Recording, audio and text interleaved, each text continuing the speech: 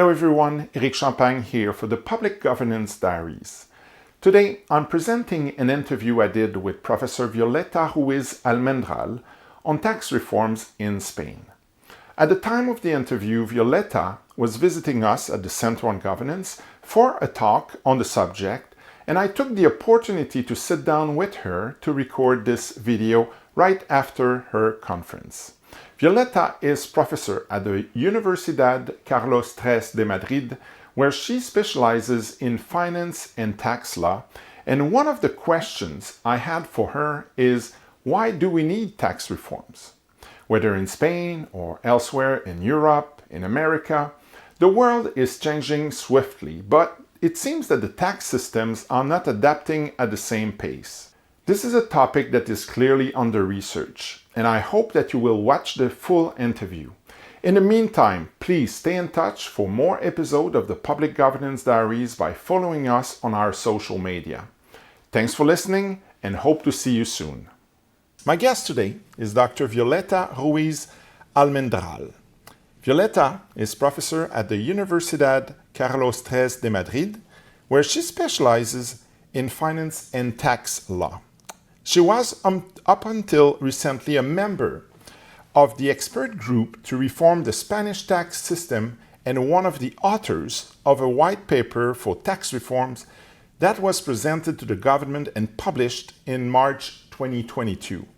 Violeta, welcome to the University of Ottawa, and thank you for accepting our invitation. Thank you very much for the invitation. It's a pleasure to be here. Great, great. And today I would like to discuss with you specifically about the content of the white paper and what can we learn about it as Canadians. So Violeta, let's start with a very general question. Can you describe the context and perhaps the need for tax reforms in Spain? Yes, well, the immediate context, of course, was the COVID crisis that everyone is familiar with. The COVID crisis triggered in the European Union massive reconstruction funds structure, and one of the requisites of the European Union was that member states put together a number of structural reforms, things that we need to do better at different member states. Spain, one of the things that we thought we needed to be better at was our tax system. So that's mainly the context, is the COVID crisis. But there's also a general sentiment in Spain that for too many years we've had levels of structural deficit too high, that basically we spend a lot more than we get in taxes. And that is in the mid-long term unsustainable. So that's, we could say, the main reason for tax reform. Thank you, Violeta. Can you tell us what were the key objectives of this white paper? There were numbers of elements initially in the mandate. One of the key objectives was to bring the tax system of Spain to the 21st century. Now, what that means is basically finding the ways in which the tax system isn't fully adapted to a reality of digital services, of new ways of undertaking economic activities that is not fully captured by our tax systems. That's the digitalization revolution, but also to challenges that are not specific to Spain, but that fundamentally affect Spain, such as the climate crisis or climate catastrophe. So those two elements were very important.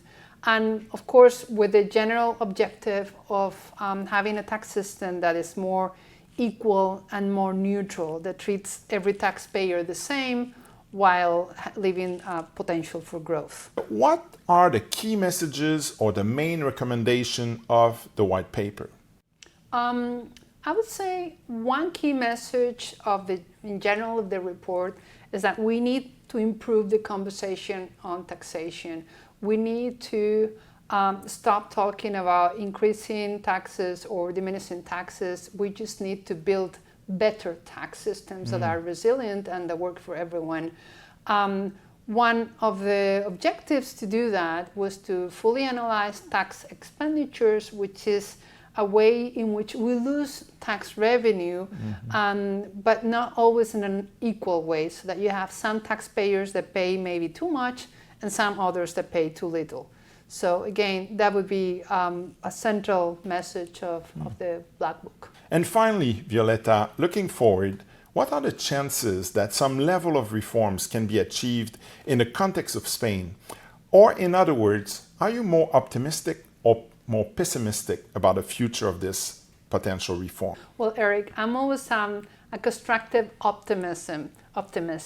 I do think that many of the recommendations will be implemented, specifically modernizing our tax system to better capture the digitalization revolution. It is true, however, that when we started the report, and the report took almost a year, we were in the middle of the COVID crisis. When we finished the report, we had a rampant energy crisis in Europe and of course, the brutal invasion of Ukraine by Russia. So it is true that this year in particular is quite uncertain, but I am always an optimist. Oh, that's great, Violeta.